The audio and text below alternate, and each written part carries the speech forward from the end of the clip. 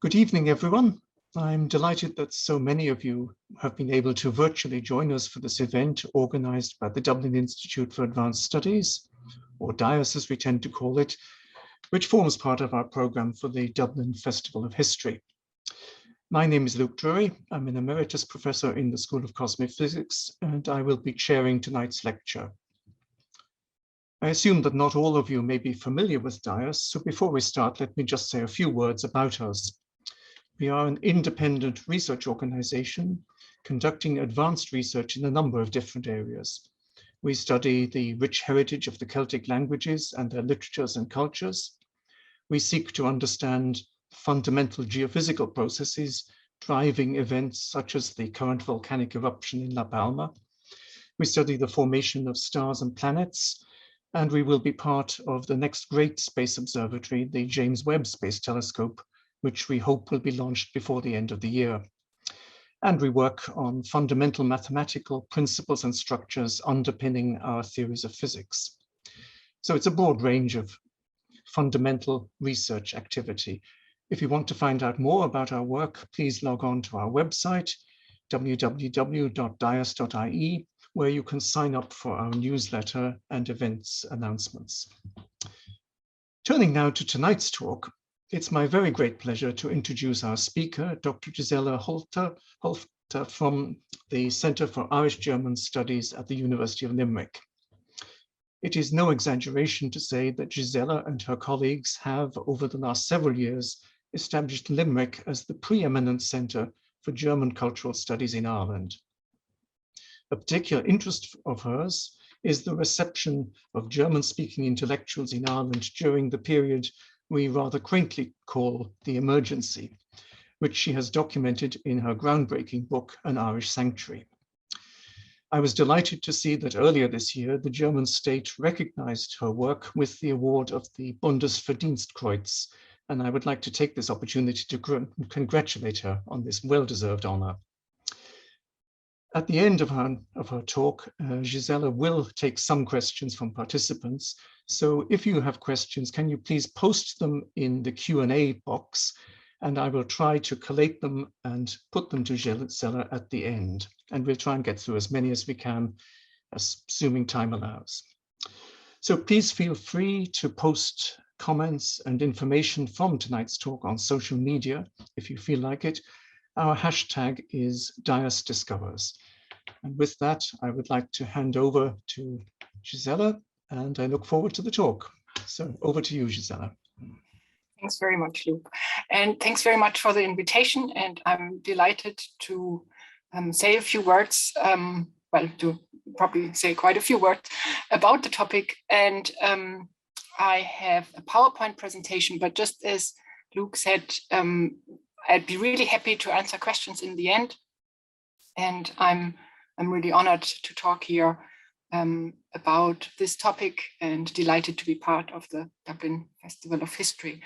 So I have a PowerPoint, which I will upload, which hopefully will make it a bit more interesting than just looking at me all the time. And I hope you can see this halfway okay. And if not, please let me know. And it's so, fine. Perfect. Thanks so much. My topic is the Dublin Institute for Advanced Studies and the World War II immigrants, specifically the German-speaking ones that helped shape it. And I want to address the following questions. What kind of context are we talking about in terms of Ireland, Irish policy regarding refugees, and the awareness of them, and to some extent, the Dublin Institute of Advanced Studies. I want to talk about who came and was involved with DIAS, what were the backgrounds, how did they come to Dublin, and what did they contribute? So just to start with the Irish context, which I think most of you will know, but anyway, just to cover that, because I think it's important. I'm sure everyone is aware that there was fairly recent independence only since 1922. that there were economic difficulties, there was high unemployment and immigration rates. And I think that's something that we need to keep in mind if we are thinking about the period. There was also the Aliens Act 1935, which really decided, there was also the Irish Citizen Act, who was an alien and how could people become Irish citizens. And that was, I think, also formed in the context of the increasing rate of people who wanted to come to Ireland. And of course, the Constitution of 1937 is really important. And of course, everyone knows there was a special position of the Catholic Church that was recognized, but also there was explicit recognition of the Church of Ireland, the Presbyterian Church in Ireland, the Methodist Church in Ireland, the Religious Society of Friends in Ireland, as well as the Jewish congregations and other religious denominations. And I think it is not that often that that was explicitly stated and that was seen as an important thing to state in the 1930s when there was a lot of anti-Semitism in so many countries. To take the context of what kind of awareness was there of refugees. Sean O'Fallon said in 1945, or wrote, "We took in no refugees from Europe." And I think to a certain extent, that belief has been there since then. And I find it fascinating, actually, because I think Sean O'Fallon knew some people who helped refugees. So I'm not quite sure to what extent that is, but anyway, I don't want to speculate on that. But there has been this consistent narrative. No one was let in. And there have been a number of like only 25 Jewish refugees entered Ireland, many of them converts to Christianity, or shame too for those countries which failed to respond to the pleas of German and Austrian Jews, most of them children seeking refuge from persecution. Without making great play of it, the author duly chronicles the fact that Ireland's door was firmly shut in their face. It's one of the most shameful chapters in our history. It is certainly true that Ireland did not take in many refugees, but I feel quite strongly to diminish the number of people who came. And I think we can safely say we have identified, my colleague Kostikl and myself, more than 400 who were here for a while in that time, is not only diminishing the number of people who came and their, well, all their contribution, but also the contribution of who helped them. So I feel quite strongly to say it was a small number, no question about it, but I think it's important that we recognize all the people who came. In the context of exile research, again, Ireland is not named very often. You can find a lot of people, a lot of books and monographs and studies about exile, international exile, and exile is in this case always the time 33 to 45. And Ireland is not mentioned, or is mentioned twice in one of the standard works on the topic. You find Ireland mentioned twice, once that it's an island and second that it didn't take anyone in. Interestingly, it was mentioned in one of the very first books about refugee programs and support. And that was written by Norman Bentridge, who was actually instrumental in helping a lot of refugees coming to Great Britain. And he wrote in 1953 this book, The Rescue and Achievement of Refugee Scholars. And I think in the term, in kind of, if you look at the discipline, the acknowledgement of refugee scholars has been really the first, and then also writers would have been very often recognized and still illuminate there are many books still published in the last few years about exiles from a literary point of view. Interestingly, DIAS was named together with the Institute for Advanced Studies in Princeton as one of 5 remarkable movements of group rescues. And the other ones mentioned, and I'll come back to that later, the academics who came to Turkey, the transfer of the Warburg Institute from Hamburg to London, the University in Exile, the New School of Social Research in New York, and the academics who found refuge in academic institutions in Israel. So there was this recognition there. So how did it look in reality? I just said before, there weren't many people let in. And that was a policy from 1933 onwards. And I think the policy context is important because many people always say, okay, yes, there was the anti-Semitic Irish minister in Berlin, Charles Bewley. However, this policy was actually before he came to Berlin. He came into Berlin in July 33. Already in April, there was a kind of preempting letter from the Irish legation to the Department of External Affairs, as it was called then. As far as possible, the legation has discouraged such persons from going to Ireland as they are really only refugees. And then, okay, the answer was from Dublin: I'm directed by the minister to inform you that he approves of the action which you're taking as regards Jewish refugees desiring to come from Germany to the Irish Free State. As far as possible, such persons should be discouraged from coming here. So that was a policy from the beginning. That changed in mid-1938 for a number of reasons. There was a huge increase in inquiries, and I mean, there have been inquiries since 1933. But then after the Anschluss of Austria in March, there was far more awareness, interest, and far more inquiries. And there was also then a movement at academic level, and in this case, UCD especially, to take in Austrian students and few academics and a more sympathetic approach, as it was said. And it has to be said that the departments involved were not that sympathetic, but then heard that the Chancellor, i.e. de Valera, had been there at that meeting, so they had to kind of accept it.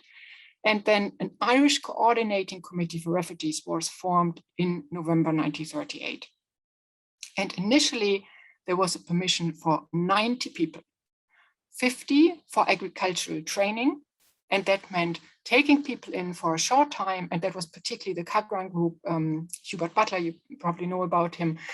He was involved with the Society of Friends in Vienna and helping people to kind of upskill in inverted commas in order to be able to emigrate to countries where agricultural laborers were wanted, needed, and where visas were given.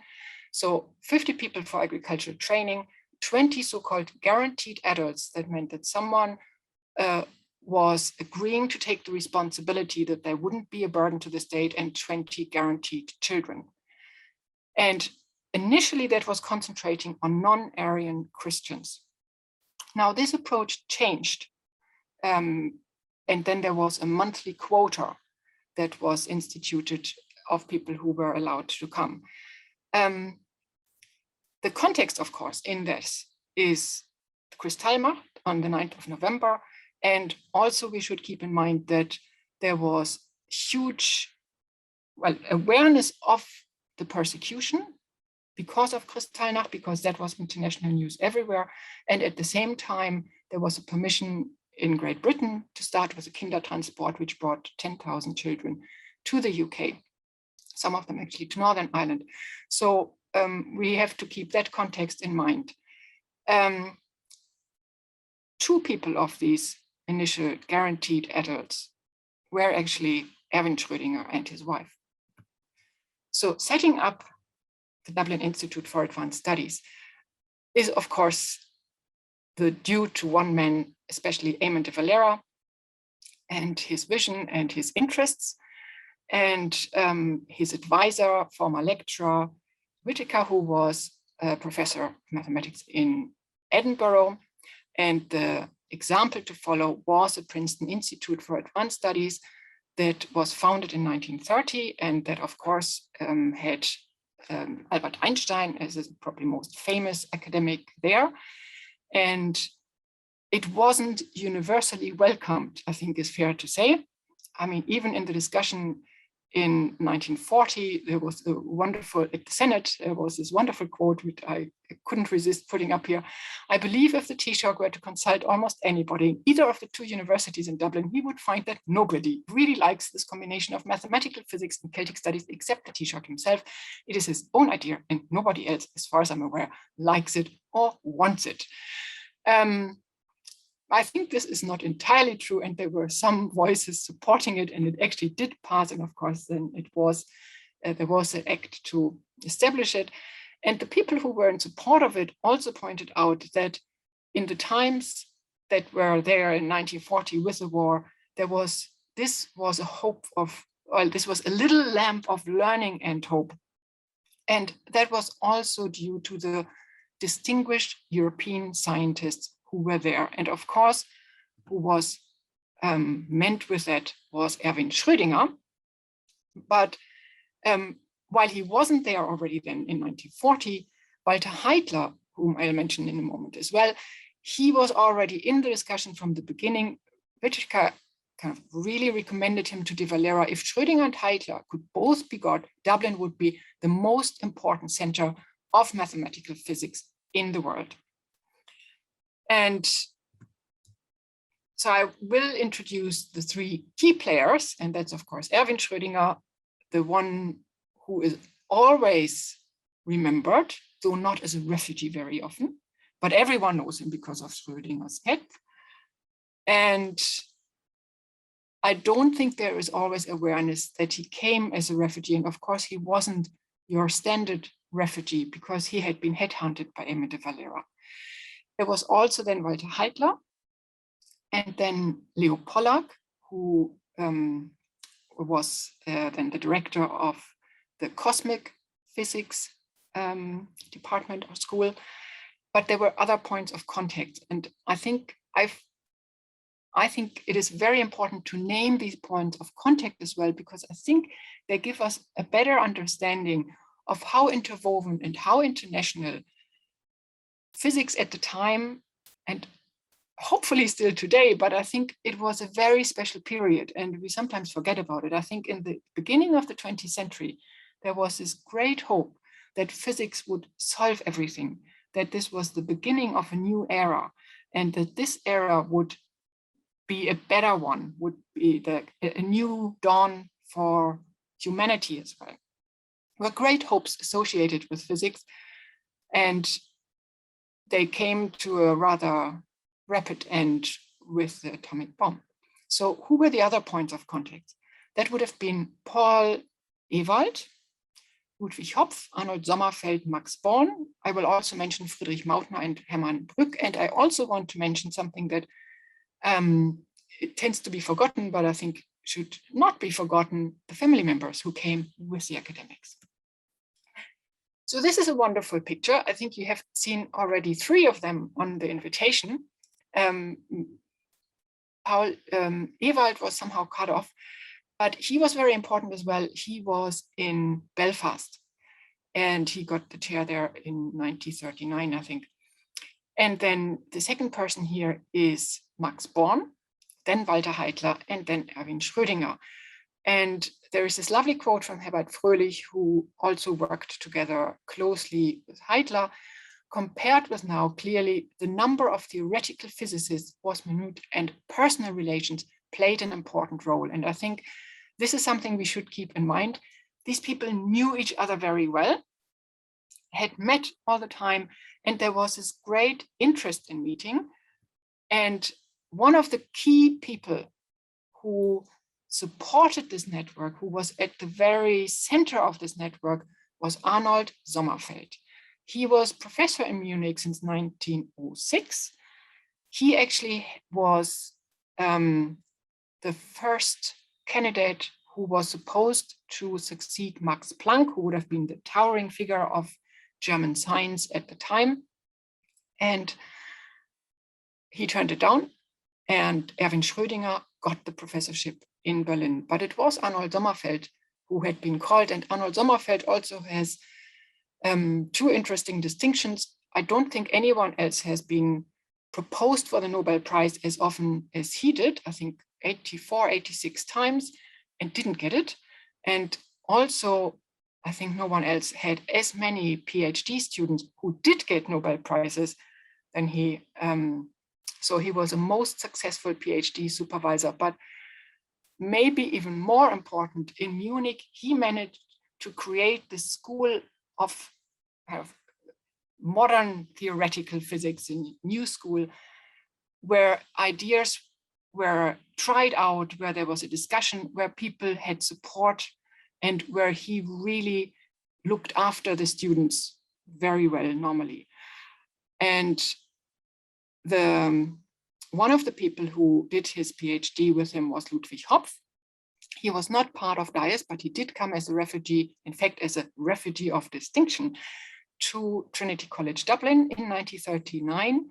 Unfortunately, he died only a few months later, in December 1939, and one of Schrödinger's first activities was at his grave to talk about him and to say that he was one of the great geniuses. He was an assistant to Albert Einstein in Zurich and in Prague, became professor in Aachen. He was dismissed in January 1934. And I think what is so fascinating about Ludwig Hopf is that he had these interests outside. First of all, he was an amazing lecturer and he could explain everything. Like in Munich, people said to Arnold Sommerfeld, could you, like the graduate students who should have been able to follow him, actually, if Hopf could explain it, that would be much better. He was very clear and explained relativity theory to Franz Kafka, of all people, when he was in Prague. He brought Einstein together with C.G. Jung. So, I mean, he had all these interests outside in painting. So I think if we ask ourselves what could have been, he would have been such a tremendous asset to Ireland if he hadn't died suddenly. Paul Ewald also got his PhD, of course, also with Sommerfeld, and both, by the way, Ludwig Hopf and Ewald called sons Arnold. I wonder why. He had also other international experiences in Cambridge and Göttingen, got his PhD then. And actually, Schrödinger had been in Stuttgart. When he left, Paul Ewald got the professorship there.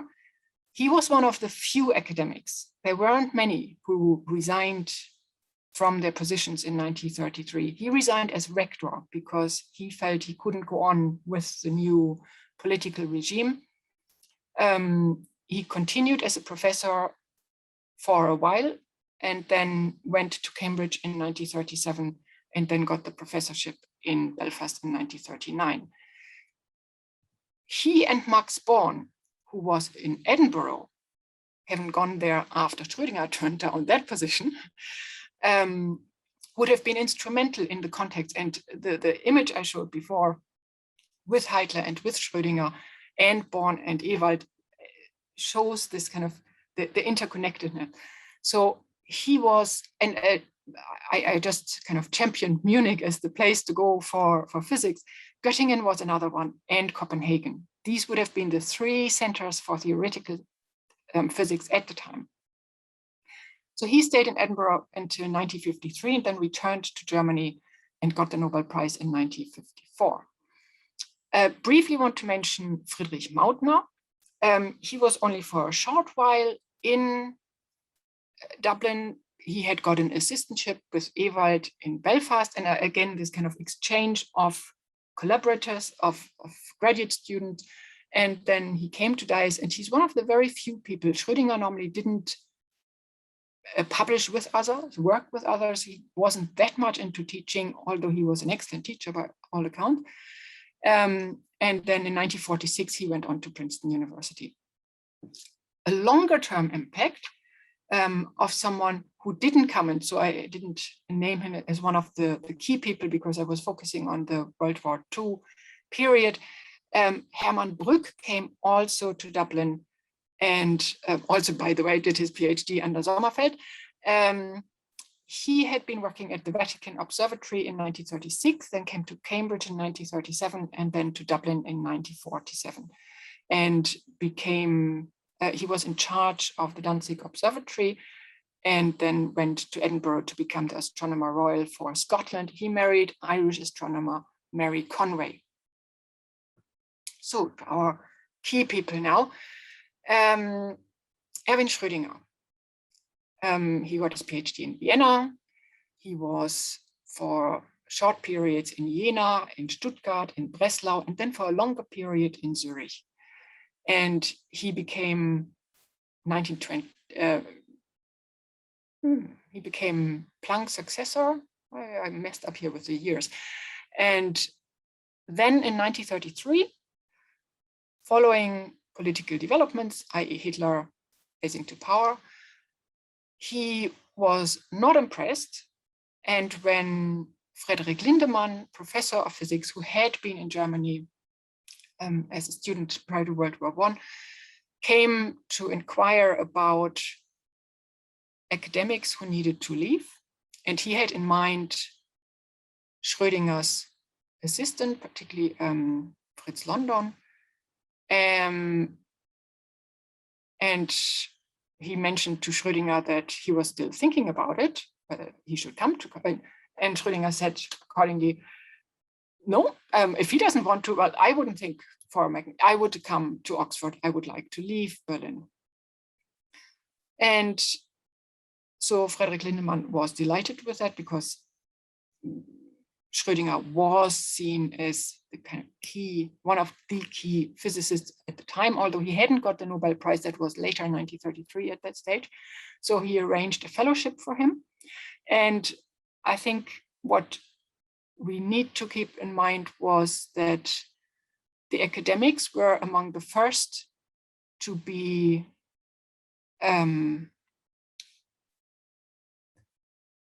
excluded and marginalized when the Nazis came to power, and specifically in April 1933, with the law to restitute the Berufsbeamtentum, I'll have that later again, the civil service.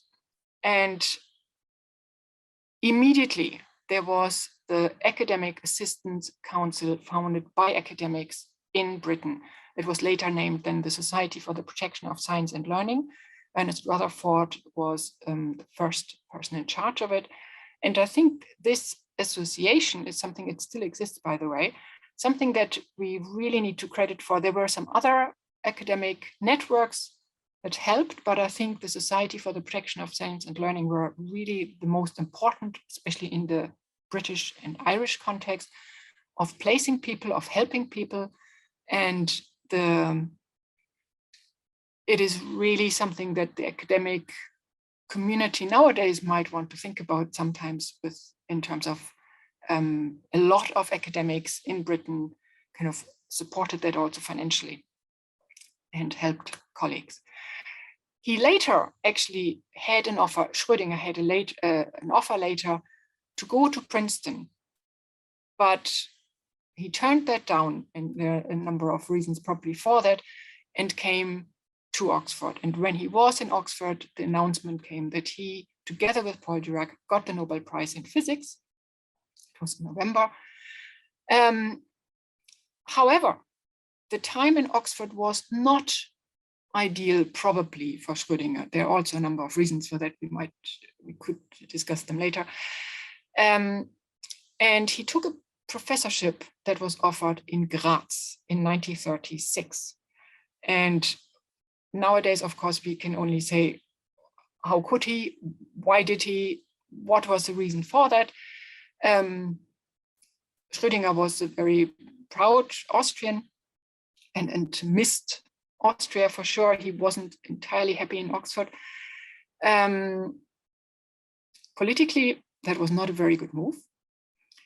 And for him personally, not very positive at all. And he didn't really help himself when he tried to appease the new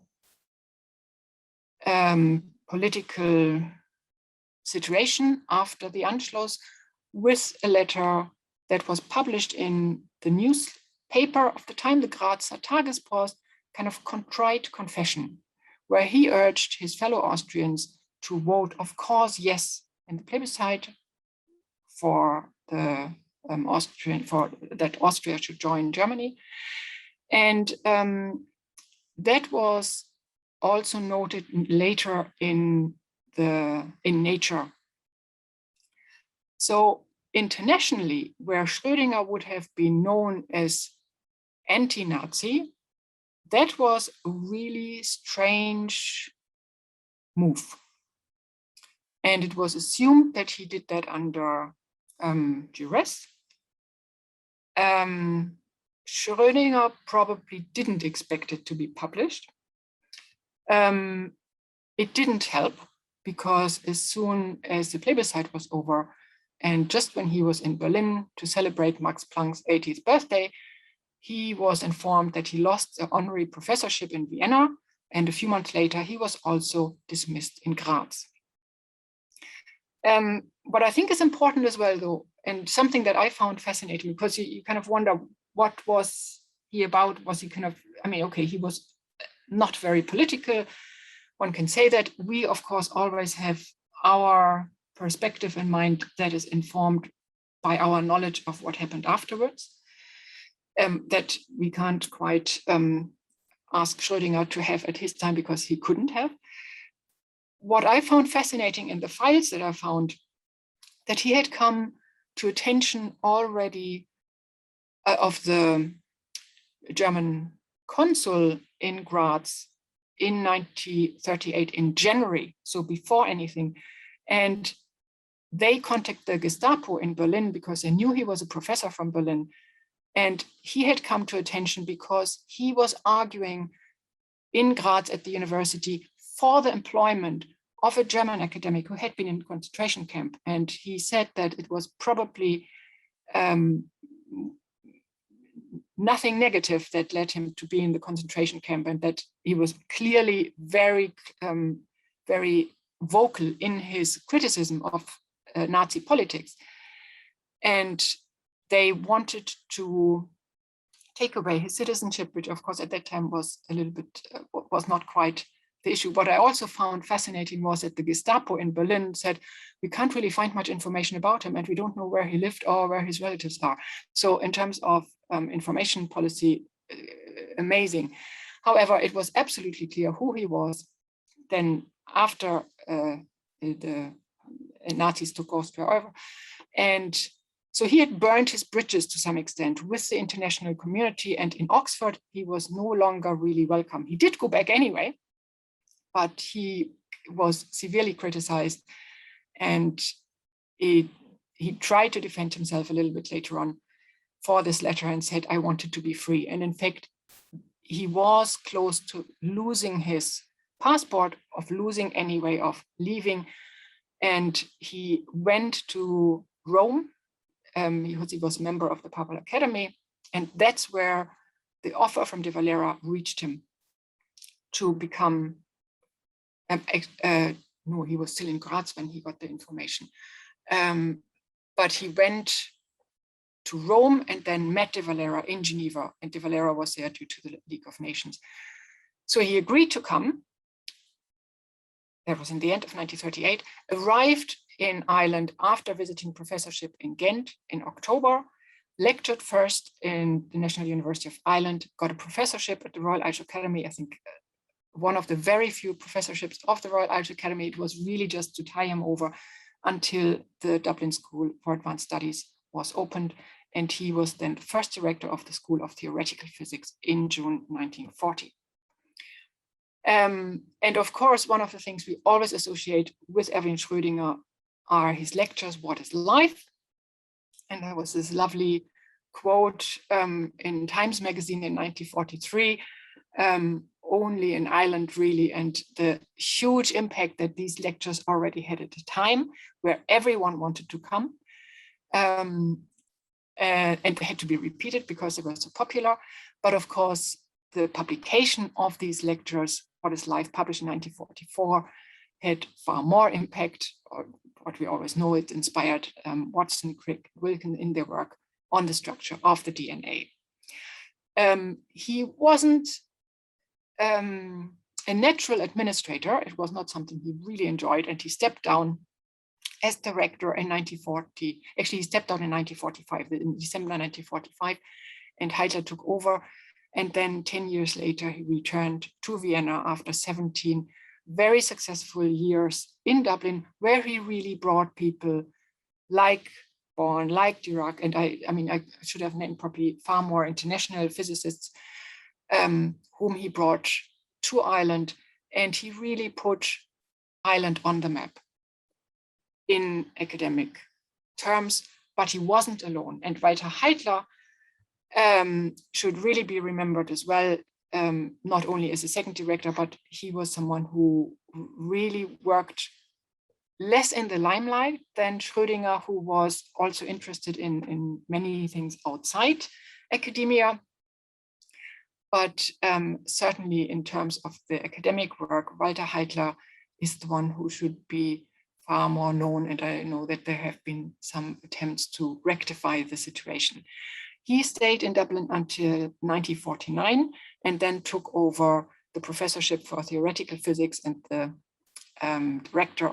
being director of the Institute for Theoretical Physics. I think Einstein had been the first incumbent on this chair.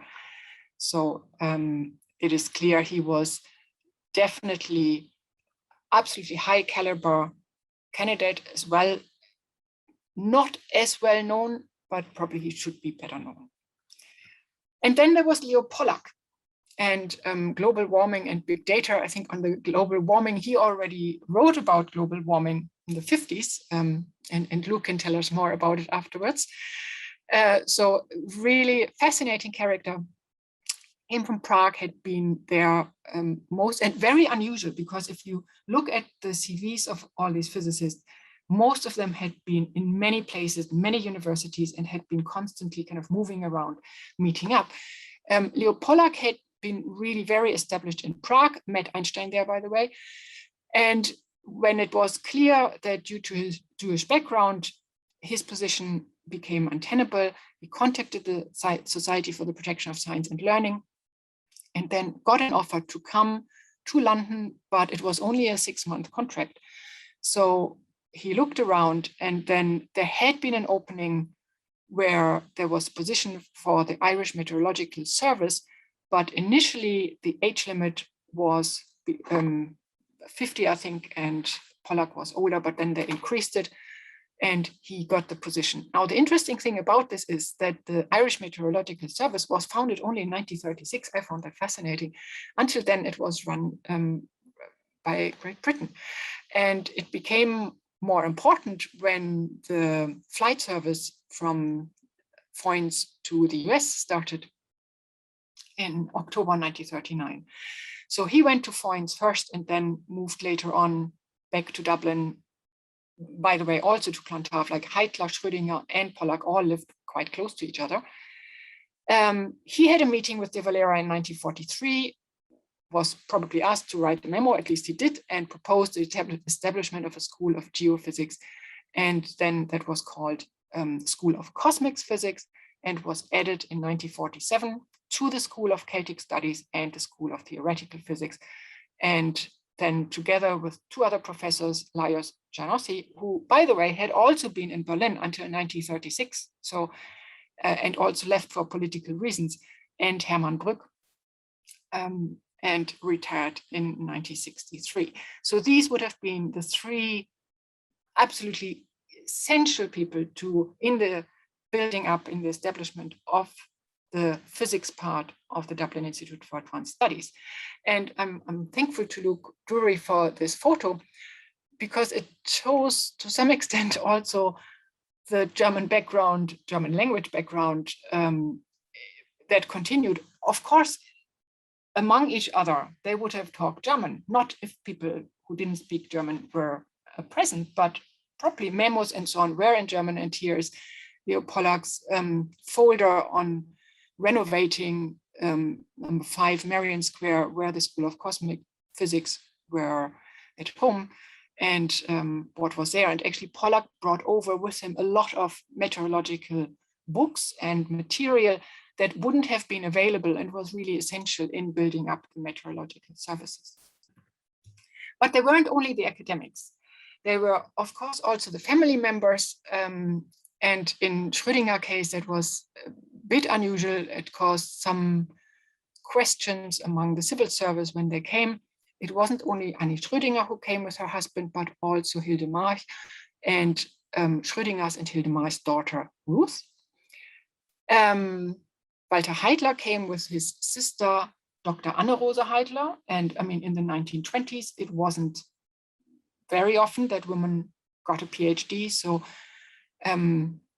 she was highly educated for teaching economics and other subjects at college level.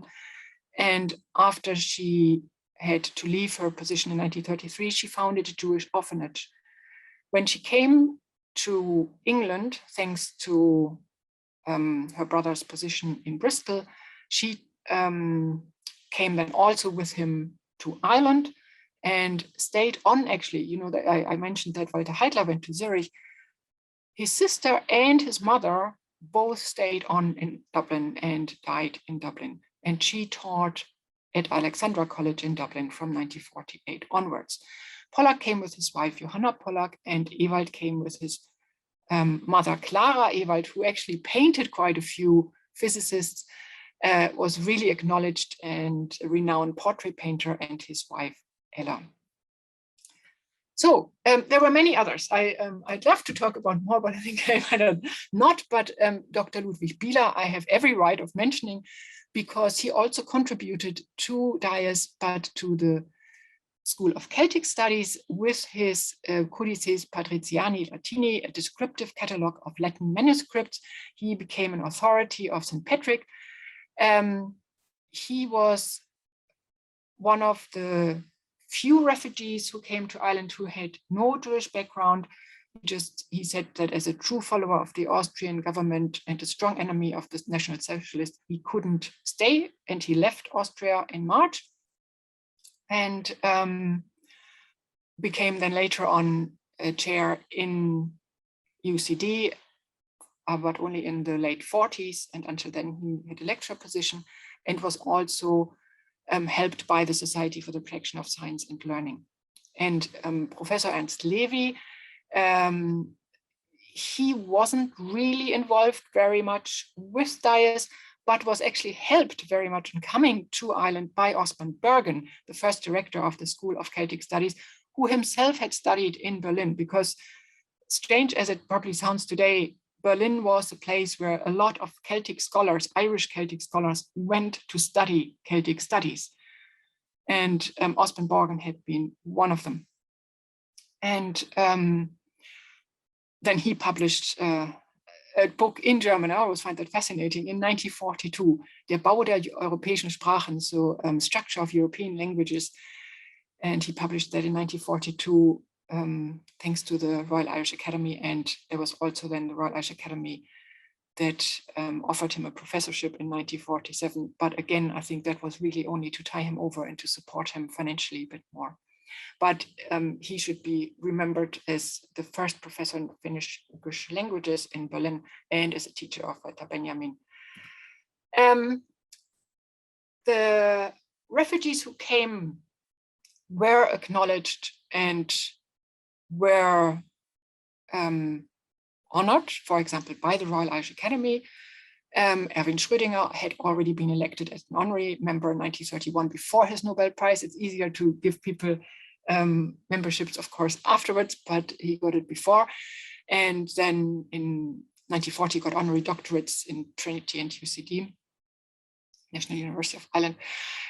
Leo Pollak was elected to the Royal Irish Academy in 1941, Walter Heitler 43, Ludwig Biller 47, John Hennig, the father of Irish-German studies, 1948, and then eventually in 1962, Ernst Levy. I'm still not sure why he was elected as an honorary member. It's one of these puzzles that remain. So as I said before, what kind of puts the academics apart? And I mentioned the early discrimination. Also, they were helped very early on and actually sought after in many cases. They got work permits that for others were very difficult to obtain, and anyone else needed to go through a far more complicated system with the Department of Industry and Commerce. And they were normally not granted in the beginning, but refugees were allowed to give German language classes or work in terms of domestic or agricultural work, but they were normally supported by the different refugee committees. Also, the academic refugees had far more international networks than most other refugees, and at least Erwin Schrödinger is still remembered.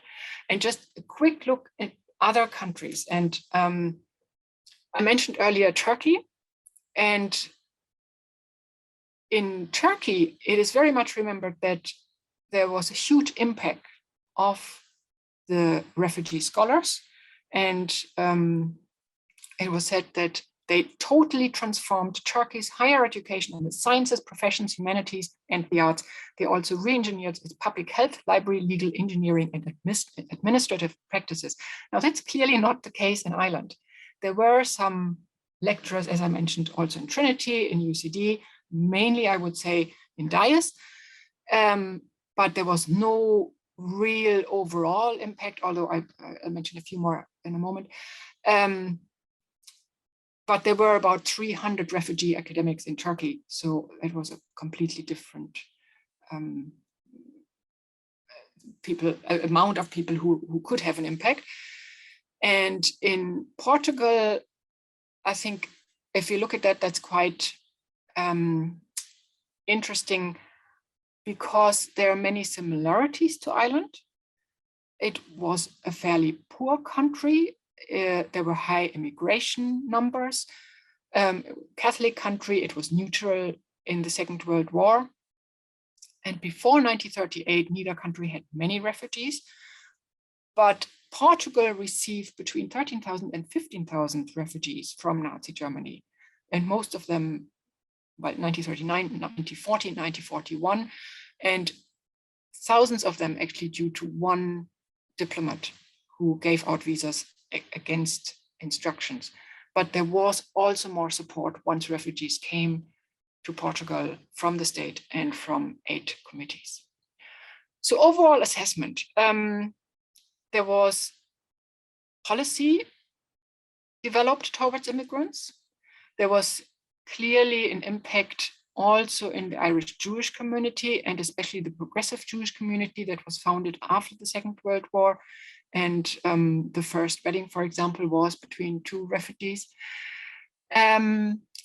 Academic contributions, DIAS, Royal Irish Academy, Trinity, UCD especially. Industrial developments, today is not a time when I can talk about this, but especially in Galway, Longford, and Castlebar, these had quite an impact also in terms of employment and of course overall Irish-German and Irish-Austrian relations. And as a research topic, this was unfortunately only very late. That means a lot of things can't be followed up anymore, but also late acknowledged. And there's still sometimes this opinion of no one was allowed in. Schrodinger is the exception that proves the rule. And there have been public apologies on the low intake of refugees since 2003. And in terms of lessons, we have the annual Holocaust Memorial Days. We have discussions about immigrants. We have now direct provisions and accommodation centers that weren't there at the time and probably facilitated better integration. And I had, at the time I was really in the middle of researching that, in February 2014, there was an urge from the United Nations to countries to offer admission to the, at that stage, 100,000 Syrians, and Ireland agreed to take 90. And these 90 had a profound impact on me. Now, fortunately, Ireland changed that and it now stands about 3,000 plus, but for me, that was too close parallel to the time in the 1930s. So with that, I say thank you very much for listening. Danke fürs Zuhören, and I'd be very happy to hear questions and critical remarks or any additions. So thank you very much, Gisela. That was a wonderful talk. There's one question from Colette Carroll in the Q&A.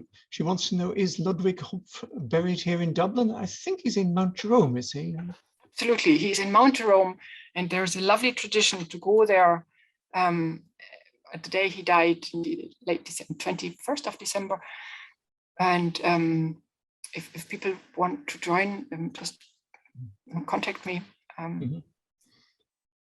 And then she also asks, to some extent you've answered this, are any members of the academics' families, children, grandchildren, etc., still in Dublin? Well, yes. I mean, given the time difference, already some are buried also in Dublin. And they are family members in Dublin, but also all over the world. Mm-hmm. Just yeah. So I think, I mean, what you said earlier resonated. I mean, it is quite astonishing if you read the histories of physics before the Second World War, how especially in the German-speaking world, people moved around all the time. I mean, Einstein would be 6 months here, 6 months there, then he'd take a 1-year appointment somewhere else. Of course, it helped that you had this tradition in Germany that you could move around between universities because the courses were all essentially the same. But it's quite astonishing. I mean, you couldn't imagine it happening nowadays, that you would be flitting around like that. And I think it was actually really encouraged. Mm-hmm. And I find that fascinating and really very positive. And I mean, we are always striving now for internationalization, but they had it to a much higher extent. There were also supports. For example, the Rockefeller fellowships were really instrumental in getting people, for example, Heitler going to Zurich and to Copenhagen. But there were also these really close networks, but there was this openness and interest. And there was the paper came out, it was discussed straight away in Munich, and people came, gave papers. It was, and I think also maybe the social side. And you could argue that maybe academia took over private life entirely, but it was absolutely normal that the academics went skiing together, that Arnold Sommerfeld had a hut somewhere in the mountains, and he took his students there. And they weren't always only discussing physics or mathematical problems, but also, and there was this real mix. I like Einstein and Hopf played, Einstein played violin and Hopf piano, of course, but there was this real mixture of activities and this exchange all the time. Yeah, and indeed, one of the people who played with Einstein was Cornelius Lanchos, who came to Dublin later on, after this period. But apparently, he's supposed to have said that Einstein's violin playing wasn't actually very good. Well, and Hopf found a mistake in his calculations as well, but that was his job as an assistant. So exactly. There's a comment from Nicola Cassidy, which says she really loved your book, An Irish Sanctuary, and she's working on a novel about the Austrian refugees who stayed in Termenfecken in 1939. Oh, fantastic. That's a fantastic topic. Termenfecken is there were some interesting people there. Very good topic. I can only encourage it. And there's still so many more. I mean, there have been novels, like there's one about Schrodinger in Dublin by Neil Belton. But I think there's so much scope still to explore the life. But I think it's really, they were fascinating people as well. Yeah.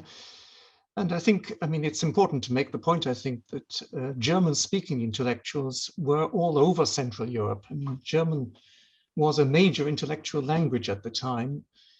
And they're not by all, I mean, Pollak was Czech. But he was at the German University in Prague. Yes. I mean, he spoke German, no question. And I found it interesting, for example, where Heidler was in Bristol working with Neville Mott. Neville Mott writes in his memoirs that, well, if he wanted to be on top of the latest developments in physics, he had to learn German. There was no question about it. So, yeah. And the same, I mean, the von Neumann and Lanchos in Budapest, again, were taught through German and spoke German almost as their first language. Yeah. Actually, just there's an interesting personal connection actually to Schrodinger. My father, as a young psychiatrist in St. Patrick's, had to treat Schrodinger's wife for depression. And the family anecdote which is passed down is that one of the women told my father that Erwin is very clever, but he has no sense. Which actually sums him up fairly well, I think. Yeah, no, that's a very interesting connecting, perceptive. Well, I stay out of that, but well, and I think again in terms of the connection, like Annie Schrödinger would have gone up to Belfast and stayed with the Ewalds very often, and these kind of and she would have written to Sommerfeld. All of that was really intertwined in a stronger way than is maybe noticed or is appreciated nowadays. Yeah. Well, it was, as you say, it was a much smaller community. It was much more tightly knit. And I think I read something recently that around 1900, there were only 50 PhDs in Germany in physics. So people knew each other really well. Yeah. And just to come back to the kind of role of Germany at that time, I think there were some studies that showed that about 1/6 of American professors at graduate schools had got their PhDs in Germany. So it's something that is really hard to imagine nowadays when we have kind of English is the lingua franca, but it was really a centerpiece. Although, I mean, Copenhagen was very important as well. Paris was very important. I mean, I really... Yeah, but theoretical physics was very much dominated by German speakers. Yeah, it's interesting. I mean, it's not quite clear why it happened that way, but there we are. A further comment from Connor Walsh, who says he remembers the Nolan and Pollak atmospheric nucleus counters from the early days in UCD.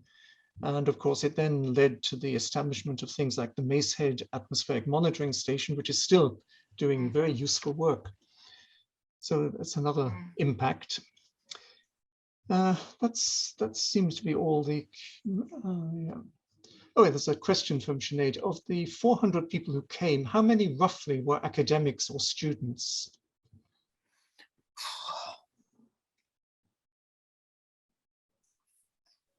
Well, if you take in school children, because there were quite a few children who came unaccompanied by themselves. Quite a few went to Newtown School in Waterford, were taken in by the Quakers there. If you take only university students, say 50 with the academics and students. Yeah. Oisin Craner wants to know how big was the community of physics researchers in Ireland at the time? I have no idea, but I can't imagine it was very large. I don't think so either. But I mean, there was a question, why do you need to have an Institute for Advanced Studies when you had Trinity, where there was physics, when you had UCD, where there was physics? But I think it was a very conscious decision to have something outside the universities, possibly bringing the universities together. And I mean, for example, like Schrodinger gave his talks on what is life in TCD, and before he had lectured in UCD, and there had been other academics lecturing in UCD beforehand, and that was appreciated. I mean, there was, when Ernst Levy gave the talk, it was said that probably his Irish was better than his English. But there was this input, but it was a far smaller community. I mean, now we have, I don't know, how many students do we have at university in Ireland? I can happily say something like 100,000. At that stage, I don't think there were 5 figures. So. And each university would probably have had one professor and maybe an assistant at most. Yeah. And they wouldn't have been necessarily research active either. They would have been seeing their job primarily as teaching. But there would have been, of course, this function of DIAS of bringing them together and bringing them in contact with Nobel Prize winners in the field. So DIAS had a hugely important role in this regard. I mean, and of course, Eamon de Valera came to most of the lectures as well. Yes. Aylwyn Scally from Cambridge wants to know, how important was Whittaker in the idea of approaching potential academic refugees in Germany? Or was this an original idea of de Valera's? Well, I think Whittaker was very important in the whole scheme. And also, for example, the contact with Schrödinger went to Eamon de Valera writing to Whittaker, Whittaker contacting Born contacting Richard Baer, so, and then back again. I think the discussion around the Dublin Institute for Advanced Studies was very much between de Valera and Whittaker.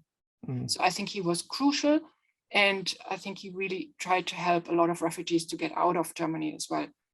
But it was this strong link and trust between de Valera and Whittaker that it was really between them. But I think it was de Valera's idea with his kind of national idea of bringing Ireland into the kind of international level. So I think we're running out of time, but there's one last question which I think is quite interesting from, well, it's DD. he doesn't give his full name. Did the Nazi regime not appreciate what they were losing when these physicists left? I mean, the point is they actually actively drove them out. And there were some physicists who were complicit in that. Leonard in Heidelberg promoted this weird idea of Aryan physics. Yeah, and actually very much against Sommerfeld and Heisenberg. Heisenberg were seen as kind of the, and I don't want to get into the whole discussion right now between Bohr and Heisenberg, because that's a fascinating field in its own, but there was definitely no appreciation of loss, but on the other hand, there was very much the feeling of Hitler's gift to Great Britain, especially because Great Britain took in so many academics. Yes, yeah. So I think we'll have to wrap it up at that point. There are a lot of comments saying that it was a very interesting and useful talk, so congratulations. Thank you very much. Thanks very much for listening to everyone, and Luke, thanks for really nice introduction and sharing. And can I just wish everyone a happy autumnal equinox. It is the equinox in about, well, just over an hour's time formally at 2021.